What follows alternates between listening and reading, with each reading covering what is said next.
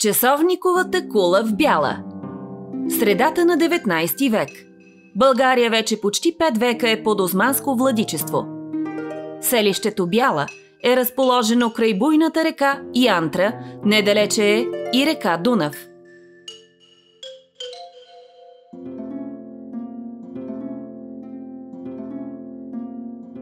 Тук българи, турци, мюсюлмани и роми живеят заедно. Християнските къщи са 200, 50 са турски и още 50 ромски. Обликът на Бяла е български. Има и работилници, дюкянчета. Но битът на хората е различен.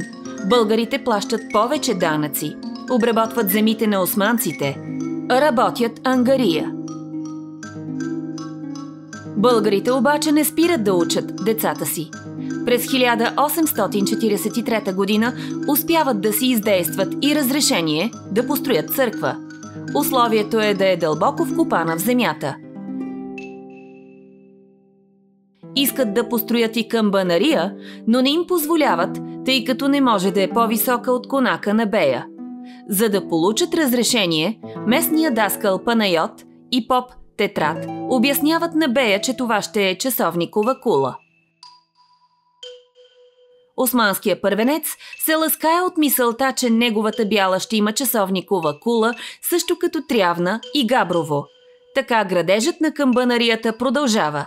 Местните български търговци даряват 13 000 гроша, които са равностойни на днешните 38 000 евро. Камбанарията е завършена през 1872 година. Висока е 15 метра, като долната част е с формата на квадрат. Височината на каменното тяло е 9 метра и 10 сантиметра. На южната стена е издълбан надпис с селски труд.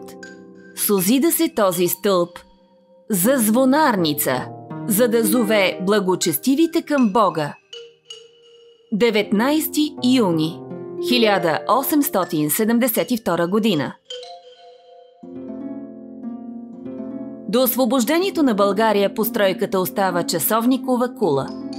През 1906 година, 28 години след освобождението, на кулата е поставен и часовниковият механизъм.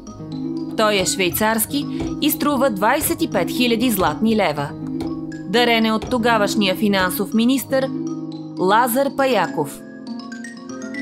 През 1932 година дървената надстройка е заменена с железобетонна. Тя завършва с дървен кръст, който през тоталитарния период на страната е заменен с петолъчка. През годините часовникът отмерва времето чрез звуков сигнал, възпроизвеждан от 2 камбанки. Навива се на всеки 24 часа. Часовниковият механизъм работи безотказно и до днес. Друга забележителност на града е и построеният от Кольо Фичето Беленски мост.